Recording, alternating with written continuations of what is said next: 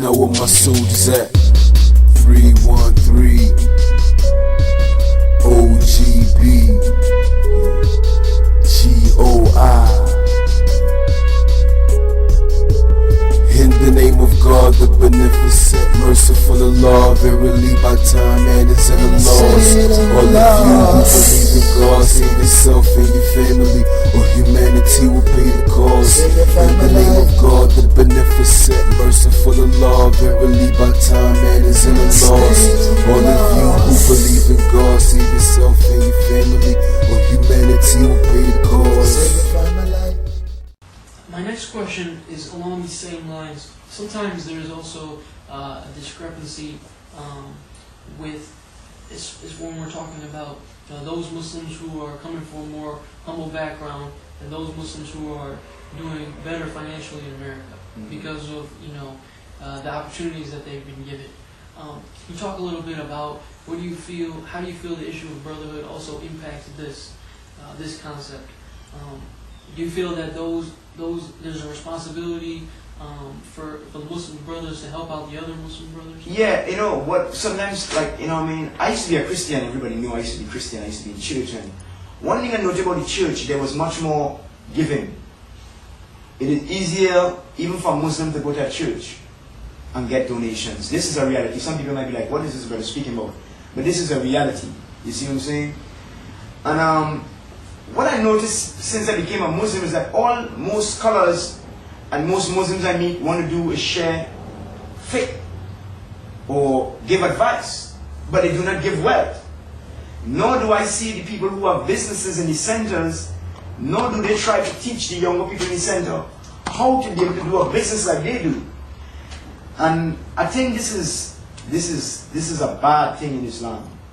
I think that the rich Muslims should investigate any Islamic cause and see if the cause is a legitimate cause. That if this person is not asking for donation just for trickery, if he just want to get his money for himself, but he should be investigating all of the Islamic movements and investing in these movements if he see it as a legit cause.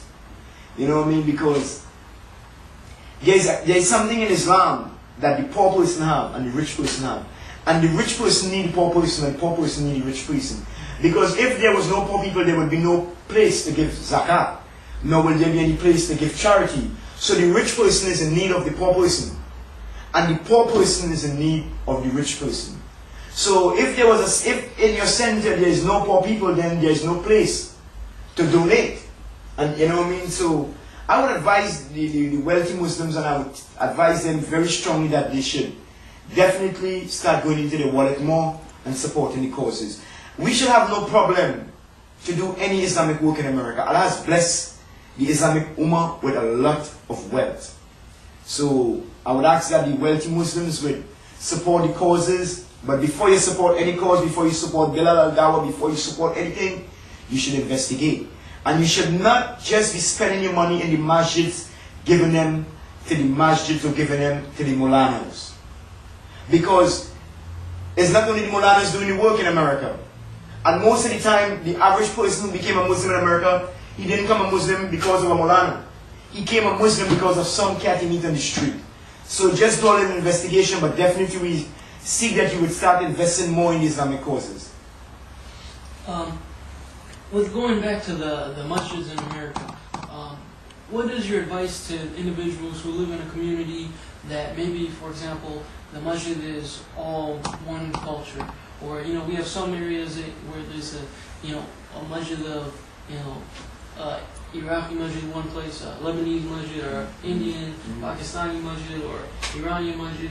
What would be your advice to the youth, or to even those sincere individuals who see this as being a problem, or even those sincere ulama? But we have some sincere ulama also in North America. What is your advice to all these groups of people how to deal with this kind of racism?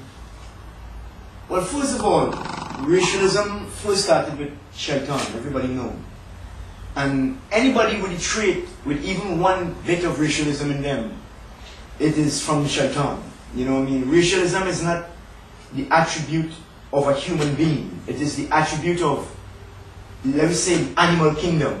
You see how the lion, he surround his territory and nothing else wouldn't come into his territory. And we see today that there are people who are calling, and what shocks me is that these people are calling themselves Shia to Ali. You know, I mean, I would advise them not to call themselves Shia. They call themselves Shia to Ali, yet when you go to the centers, you see these centers are run as cultural institutions. I say one of the best ways I've been teaching this and telling people all over America is that they need outreach programs. They need to have an outreach program where they take Islam from inside of the building and bring it to the street corners. And next thing I would advise them to do is that if, and it is happening in America, some parents don't want to agree with it, but a lot of the young sisters want to do interracial marriages. And I think they should promote it. I think that they should investigate the person that your daughter would like to marry. But I think it's good that you promote interracial marriages, because sometimes these people are not racial by choosing to be racial. They are racial based on culture because they come from a certain cultural background. Some of these people have never held a black baby. Some of these Muslims have never had a black person in their home. So one of my solutions was, I'm thinking, and many of the imams did it, they married into people of different tribes, they married into people of different races, and the reason they did it was for the sake and pleasure of Islam. Yes. Talking about the sake and pleasure of Islam, and a little bit about the responsibilities of the average individual. Inshallah, we want this message to go to different types of people, all different walks of life, different stages of their development Islamically and as a person. But what is your advice to them as far as their responsibility to do dawah? Is it a responsibility for everybody to do in whatever capacity they're able to do, or is it only for people who can go into the cities and teach about Islam? If you'll give me a loud salawat before I start.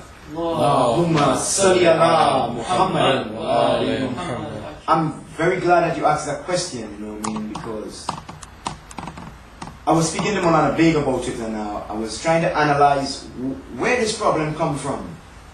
And this problem comes from, the problem that we are facing today is that most of the immigrant children, their parents grew up in countries that were already Islam. They did not grow up in a society where they had to propagate. They grew up in a society where the neighbors were Muslims, their fathers were Muslims, their fathers were Muslims, so there was no need for propagation. But we are living in the West today. We are living in the time of, what we would say, in the time of Prophet Muhammad. We are not living in the time of the Imams.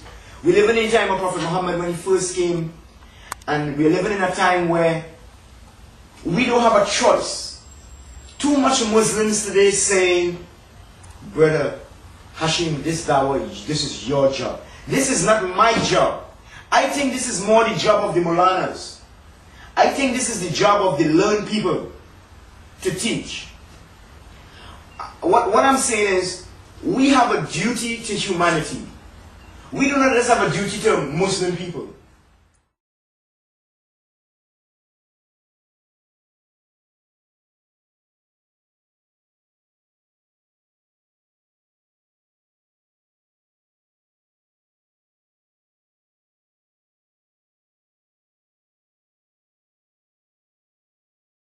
We more have a duty to those who do not know, to teach them, because I can sit and speak to Muslims all day, but I'm not really worried about them, because they have already been shown the path.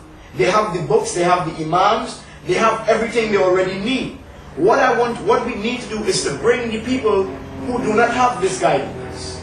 So I say that every Muslim in every masjid, in every corner of America, be it Europe, be it England, any part of the world, that what they need to start doing, and I'm saying this because I'm addressing mostly the Shia audience, is that the Shias need to start propagating. Because most of the Shias institutions in America do not have a clue what it is that is taking place in America. And the only way they would know is if they start outreach programs.